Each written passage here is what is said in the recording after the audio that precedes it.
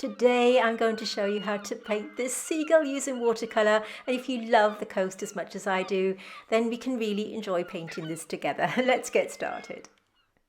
I always begin my paintings by tracing down my drawing like this, so don't worry if you can't draw freehand because I provide you with a traceable outline as well as a photograph to work from, and I'll tell you later on in this video how you can obtain them so that you can trace it down yourself, or you can draw it freehand if you want to. I'm using a selection of materials today, and all of the materials I'm going to be using I will link in the information box underneath this video. But as I always say, please use what you have within your own kit.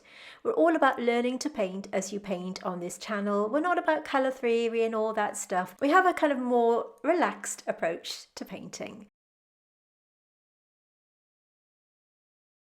So to begin with, I'm applying paint wet on wet. I'm using Schmincke's super granulating paint in the colour Glacier Green because I felt it gave the kind of look of sky. It had that kind of cloudy, bluey, sort of granulating look which I wanted. But use whatever colour you have for the background here if you want to. So wet on wet simply means that you're applying the paint directly onto the paper where you want the paint to go. So you need to keep it really neat. You don't want the water to go onto any of the bird here. You just want to add it to the areas where you want to add the sky or the background.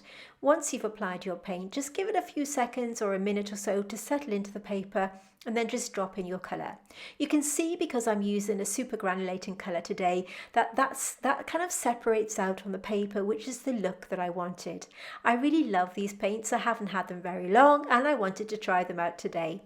So using the tip of my brush, I'm just pushing it into the outline of the bird there, as you can see. Notice how that colour separates on the palette there because it is a granulating colour. So that's what we wanted to do. As we drop it in, just push it up to the outline and let it dry. Now that everything's completely dry, we can start to build on the layers of the bird. This particular tutorial is suitable for beginners, so if you've never painted before, don't worry, you can join in with us today. Using a smaller brush, I'm beginning to draw the outline directly onto the paper here. So this is wet on dry. Wet on dry simply means that you're applying your paint onto either dry paper or an existing dry wash. This way you have more control of the paint. Notice how I've got a little puddle in my palette there. This is a great tip. It means that you're not flooding your brush with water each time you clean it, where the water can drip down the brush and blur into your painting. So just have a little tiny puddle in your palette, and that way you can control your paint. Just adding the paint onto the paper. The colour that I'm using, in case you're interested, is Jane's Grey. This is from Daniel Smith, but again, you can use any colour that you want to. I will provide you with a reference photograph and outline to work from, and there are a couple of ways that you can obtain these. The easiest way is if you just watch this video right until the end, and I'll put both of them after the outro so that you can pause the video, screenshot them and print them out that way if you want to. Or another way is you can join our amazing Facebook group. We have a fantastic Facebook group called The Wonders of Watercolour, where you can share your finished paintings and have some feedback from our other members, as well as our incredible team there, and I pop in from time to time as well. I will link it in the description box underneath in case you want to join us there.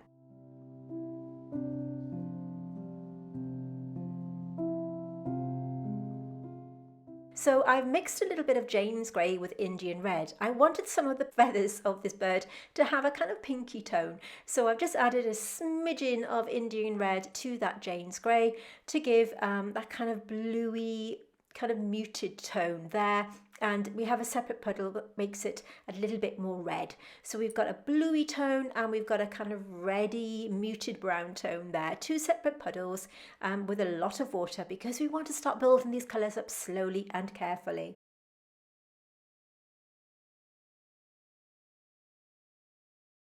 I'm just applying a little bit of a watered down version of the same paint here. I wanted to start to get a few shapes into the bird. Using a fine brush and Jane's Grey, I'm just outlining the eye here. From the photograph, you'll notice that there is a kind of shadow area around the eye, and I wanted to paint it in, along with any obvious areas that are darker like this. Using a watered down mix of the Jane's Grey with Indian Red, I'm just applying it onto some of the tail feathers. Notice how I'm blending in the paint with a watercolour brush, and just patting it dry before I do my blending. Taking this colour over the head of the bird, nothing too fancy here, we're just dropping in that colour. This is kind of wet on wet again. You can see how that colour blurs into that water, giving it that lovely soft blur. I'm constantly tapping my brush on my paper towel. This means that I'm not flooding the water. This means that I'm not flooding the paper with water, and you can see that I'm negatively painting around some of the feathers. Negative painting just simply means that you're working around a shape to create a shape in the way that I'm doing here. Just picking up a bit more colour and working around those tail feathers. I'm not being too fussy for this tutorial, it's just a really relaxed, chilled way of painting.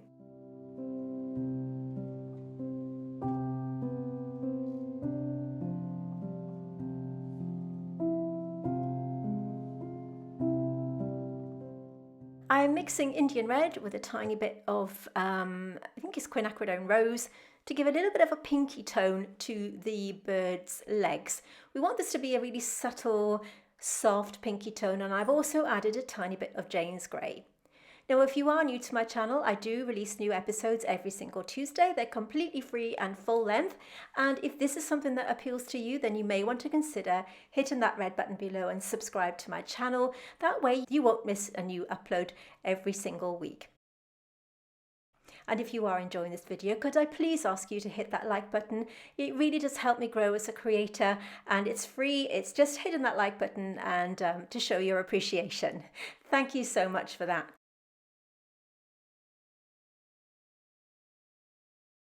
Now that I've put that first wash on, I'm dropping in a tiny bit of that Jane's Grey again. I want to keep saying Davy's Grey.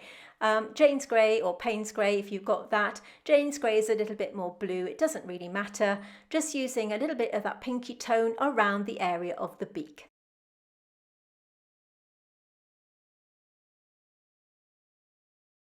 Ordinarily on my channel, I paint botanicals. Botanical painting is my love and my joy, although from time to time I do like to paint other things as well.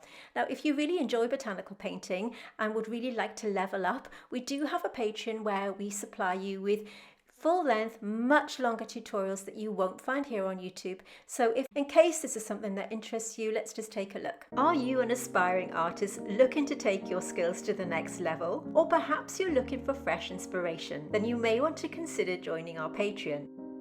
Our Patreon tutorials have much more in-depth instructions and are a much slower pace, and depending on the membership level you choose, you can have personalised feedback from me and video calls. Unlike our YouTube tutorials, our Patreon art classes focus on really learning the art of botanical painting, and I will guide you step by step through the technique and skills you will need to learn and improve your botanical art. All of our Patreon tutorials are exclusive to my patrons and you won't find them on YouTube. So why not join up to our Patreon and start creating botanical art you can be truly proud of. So you can see me here just applying a plain water glaze. Everything's dry, and what I'm doing is I'm using that water to unify everything, but you do have to let it dry before you go on to the next stage. Everything is dry at this point, so I'm taking a little bit of that Jane's Grey and I'm working around the eye, as you can see, using a really fine brush.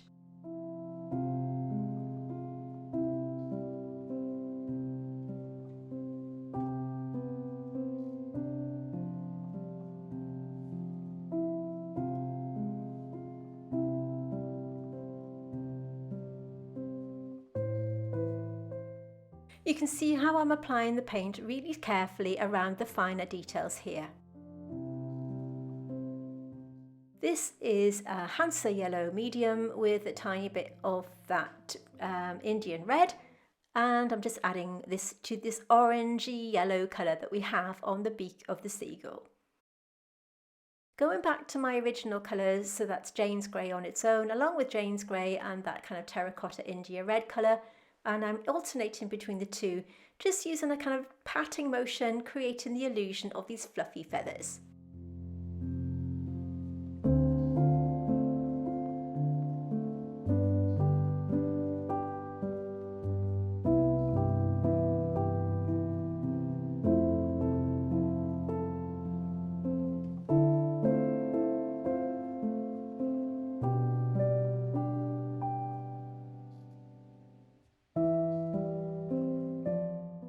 can use whatever colours you want to for this tutorial. I'm a great advocate of using what you have within your own set. You don't have to go out and buy the colours that I'm using, but I will of course link them in the description box underneath this video if you do want to check them out for yourself.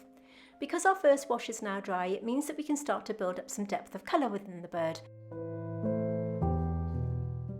I'm going over the initial washes with the darker tone, and you can see I've added a little bit of detail by using some curved shapes around the tail feathers like this. Where that pencil line begins, I'm just dotting that brush to create the illusion of there being really fluffy feathers.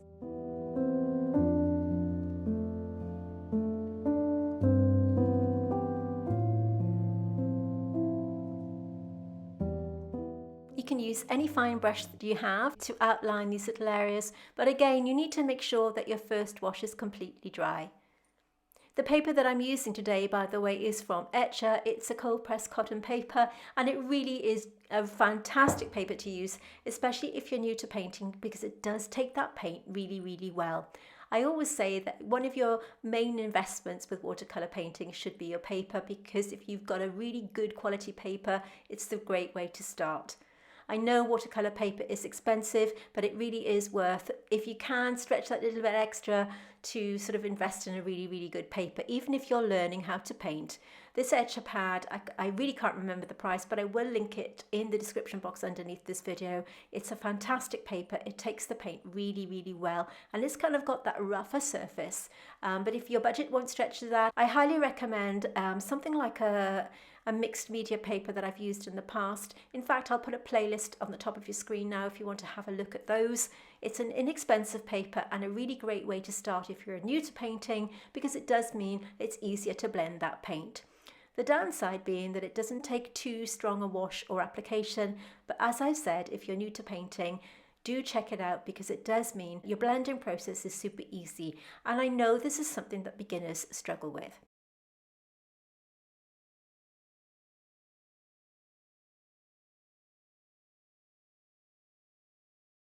I'm adding a little bit more Jane's Grey here on the legs in certain areas to give them a little bit more depth and a little bit more contrast, to make them look a little bit less flat. Just adding a bit more of that pink tone, so that's Indian Red with a tiny bit of quinacridone rose and a smidgen of Jane's Grey. We want this bird to have a bit of character, we don't want it to look flat. So it's just about adding and fine-tuning these details and just having fun with your painting. Going back to that yellow tone, this is Indian Red, Hansa yellow with a tiny bit of that quinacridone rose to give a little bit of detail here and there.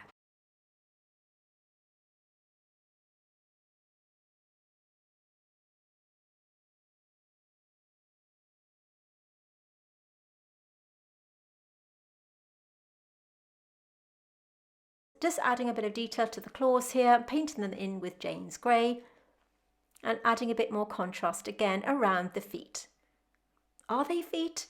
I'm not sure you'd call them feet. Just adding a bit of detail around the feet. We'll call them feet.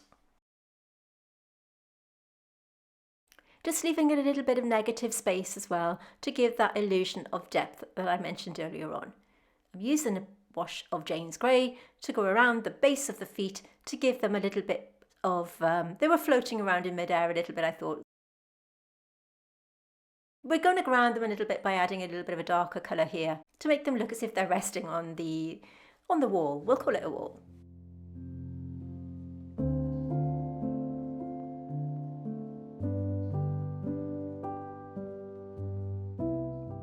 So I have only used a limited palette today, just to show you that you don't need a massive amount of paints to create a fairly decent painting. This painting is all about fun, it's relaxed, it's, you know, something you can do within a few hours maybe, if you're looking for a super easy project.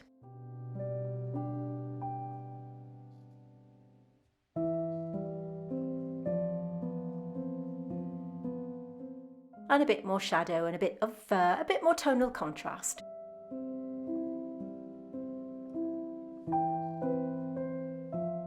I'm using a watered down version of the Indian Red just to put on the belly of the bird to have, again, a little bit of a tonal contrast. We don't want it to be completely white, And I'm also adding a lot of water to the Jane's Grey to do the same on the bottom section.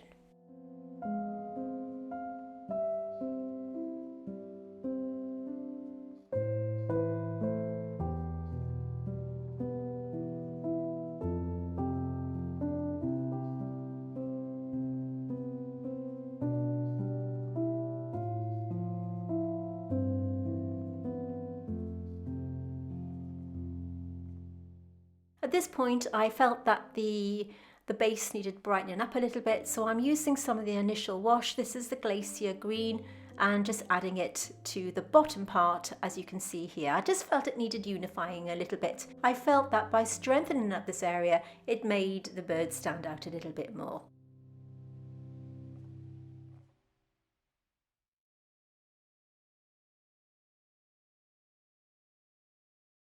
So I hope you've enjoyed this video. Remember to stay until the end so that you can have access to the photograph and the outline so that you can join in with me. Thank you very much for watching, and do remember to subscribe to my channel if you haven't already, and of course don't forget to give it a thumbs up if you've enjoyed it. Thank you once again for watching, and I'll see you next week.